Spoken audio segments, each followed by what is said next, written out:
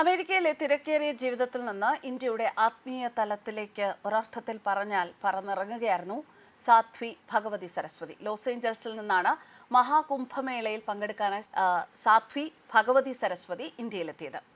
മഹാകുംഭമേളയെക്കുറിച്ച് ഒരു ഭാരതീയൻ മനസ്സിലാക്കിയതിൽ കൂടുതൽ വിദേശികൾ മനസ്സിലാക്കുന്നു എന്ന കാര്യങ്ങൾ അറിയുമ്പോഴാണ് കുംഭമേളയുടെ മഹാത്മ്യം ലോകം മുഴുവനും നിറയുന്നത്. സാധ്വി ഭഗവതി സരസ്വതി കുംഭമേളയെക്കുറിച്ച് പറഞ്ഞത് നമുക്ക് കേൾക്കാം. സംഗമത്തിൽ പുണ്യസ്നാനം നടത്താനുള്ള ഒരു അവസരം മാത്രമല്ല ഇത്. ആളുകൾക്ക് അവരുടെ ഭക്തിയിൽ വിശ്വാസത്തിൽ മുങ്ങാനുള്ള അവസരമാണിത്. ഇതാണ് ഭാരതീയ സംസ്കാരത്തിന്റെ ശക്തിയും മഹത്വവും. ഇതൊരു റോക്ക് കച്ചേരിയോ കായിക പരിപാടിയോ അല്ല എന്നാണ് സാധ്വി ഭഗവതി സരസ്വതി മഹാകുംഭമേളയെക്കുറിച്ച് പറയുന്നത്.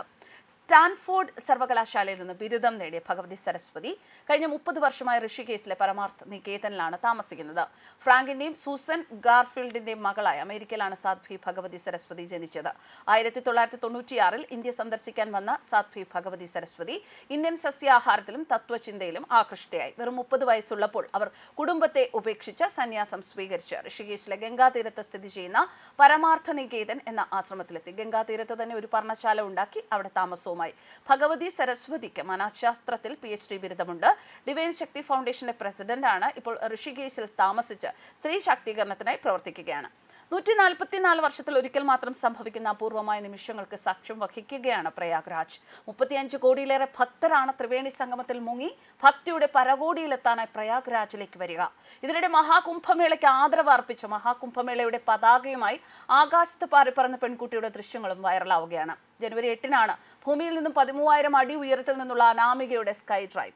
പ്രയാഗ്രാജ് സ്വദേശിനിയാണ് എങ്കിലും ബാങ്കോക്കിലായിരുന്നു അനാമികയുടെ സാഹസികത നടന്നത്. ലോകത്തിലെ ഏറ്റവും വലിയ മനുഷ്യ സംഗമമായ മഹാകുംഭം 2025 ലോകമെമ്പാടുമുള്ള ആളുകളെ ക്ഷണിക്കുന്നു എന്നെഴുതിയ കാവ്യ പതാകയും കയ്യിലേന്തിയായിരുന്നു അനാമികയുടെ പറക്കൽ. നിരവധി പേരാണ് അനാമികയെ പ്രശംസിച്ച് രംഗത്തെത്തിയത്.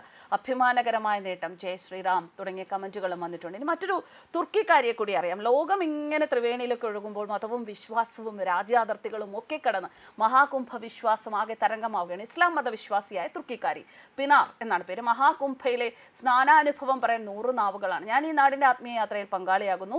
നെറ്റിയിൽ കുങ്കുമം ചാർത്തി പിനാർ പറയുന്നു. സുഹൃത്തുക്കളിൽ നിന്നാണ് മഹാകുംഭമേളയെക്കുറിച്ച് അറിഞ്ഞത്.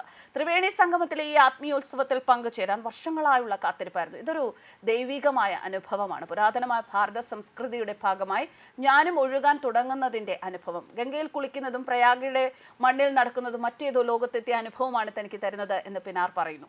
മഹാകുംഭത്തിന്റെ അന്തരീക്ഷം ഭാരതീയ പാരമ്പര്യങ്ങളുടെ ആഴം മനസ്സിലാക്കാൻ അവസരമൊരുക്കുന്നു. ഇത് മതപരമായ ചടങ്ങല്ല. ലോകമെമ്പാടുമുള്ള ആളുകളെ ഈ നാടിന്റെ വൈവിധ്യങ്ങളോടും ഭക്തിയോടും ചേർത്ത് നിർത്തുന്ന സാംസ്കാരിക അനുഭവമാണ്. IAS ഉപേക്ഷിച്ച് സന്യാസത്തിലെത്താൻ കാത്തിരിക്കുന്ന ഒരു 13-കാരി രാഖി ദാഖ്രെ മഹാകുംഭമേളയിൽ പങ്കെടുത്ത് സന്യാസ ദീക്ഷ സ്വീകരിക്കാൻ ഒരുങ്ങുകയാണ്. രാഖി ദാഖ്രെ എന്ന പെൺകുട്ടി ലൗകിക സുഖങ്ങൾ ഉപേക്ഷിച്ച് ആത്മീയപാത തിരഞ്ഞെടുത്തിരിക്കുന്നു. 11ാം വയസ്സിലാണ് രാഖി ഗുരുദീക്ഷ സ്വീകരിച്ചത്. തുടർന്ന് പേര് ഗൗരിഗിരി എന്നാക്കി മാറ്റി. ഗുരു മഹാൻ കൗശൽ ഗിരി മഹാരാജിനൊപ്പം ജീവിക്കാനായിരുന്നു പിന്നീടുള്ള തീരുമാനം. ആഗ്ര നിവാസിയാണ്. തുകൽ വ്യാപാരിയായ ദിനേശ് സിംഗ് താക്കറയുടെ മകളാണ് ഗൗരിഗിരി. ചെറുപ്പം മുതലേ ഇന്ത്യൻ അഡ്മിനിസ്ട്രേറ്റീവ് സർവീസിൽ ചേരണമെന്നായിരുന്നു സ്വപ്നം. പക്ഷേ പിന്നീട് മഹാകുംഭമേള കണ്ടതോടെ തീരുമാനം മാറുകയായിരുന്നു. സന്യാസിയാകാനുള്ള ആഗ്രഹം കുട്ടിക്കാലത്ത് തന്നെ ഉണ്ടായതായി ഗൗരിഗിരി പറയുന്നു. എന്നാൽ അന്ന് തന്റെ പ്രായം കണക്കിലെടുത്ത് വീട്ടുകാർക്ക് കാര്യമാക്കില്ല. എന്നാൽ തനിക്കൊപ്പം ഇപ്പോൾ മനസ്സിലെ ആഗ്രഹവും വളർന്നു.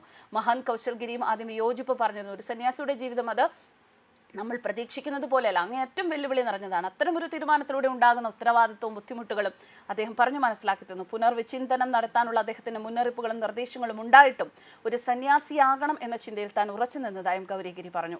12 വർഷത്തെ ഇടവേളയ്ക്ക് ശേഷം ആഘോഷിക്കുന്ന മഹത്തായ മഹാകുംഭമേളയ്ക്കിടെയാണ് ഗൗരി സന്യാസി ദീക്ഷ സ്വീകരിക്കുന്നത്. ഇങ്ങനെ ഭാരതത്തിൽ നിന്നുള്ളവരുടെയും ഭാരതത്തിന് പുറത്തു നിന്നുള്ളവരുടെയും ഹിന്ദു അല്ലാത്തവരുടെയും ഒക്കെ അനുഭവങ്ങൾ ചേരുമ്പോൾ മഹാകുംഭമേള ഒരു വലിയ അനുഭവമായി മാറുകയാണ്. ഒപ്പം ഭാരത സംസ്കാരത്തിന്റെ ഒരു വിജയവും കൂടിയാണ് അത്. ന്യൂസ് ഡെസ്ക് കർമ്മ ന്യൂസ്.